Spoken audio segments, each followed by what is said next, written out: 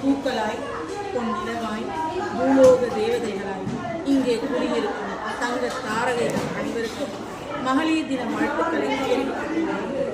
இன்று நாம் வாழும் வாழ்வு இன்னும் நாம் பெரும் சுதந்திரம் அதுவாக வந்ததுவா இல்லை அர்ப்பணிப்பால் கிடைத்ததுவா? எப்படி வாழ்க்கையை அறியாமல் வாழ்வின் சுவையை உணர முடியாதோ அதே வரலாறு தெரியாமல் புதிய வரலாறு படைப்பதெப்படி?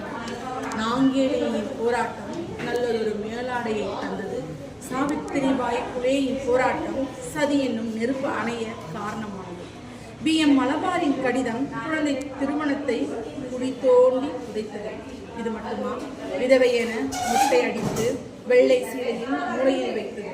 பெண்ணின் விருப்பம் அறியாமலே பொட்டுக்கட்டி கோயிலுக்கு தாரை வார்த்தது. கொடுமையோ கொடுமை, அத்தனையும் நம் பெண்ணினம் அனுபவித்த கொடுமையிலும் கொடுமை. இதோடு விட்டார்களா? அடுப்பு ஊதும் பெண்களுக்கு படிப்பதற்கு என கல்வியை மறுத்தது. இன்றும் இந்த 10ஆம் வசந்தன அடிமுட்டாள்கள் நம்மில் இருக்கத்தான் செய்கிறார்கள். இந்த அவலங்கள் தான் நாம் மடித்த கண்ணீர். இந்த துயரங்கள் தான் நாம் பெண்கள் கடந்து வந்த பாதை. இதை அப்படியே மனதில் இருத்தினால் இன்று காற்றை போல், கடல் அலையை போல், முகிலை போல், மருதநில நதியை போல் நாம் வாழும் சுதந்திரம் எல்லோருக்கும் புரியும். தோழியரை அடிமை விலங்குடைத்தோம் என்பதற்காக அடுப்படியும் நாம் விடவில்லை. ஆகாய ஆராய்ச்சியிலும் நாம் தாழவில்லை. அடிமை விலங்குடைத்தோம் என்பதற்காக குழந்தை வளர்க்கவும் நாம் தவறில்லை. குடும்ப அரவணைப்பிலும் நாம் விடவில்லை.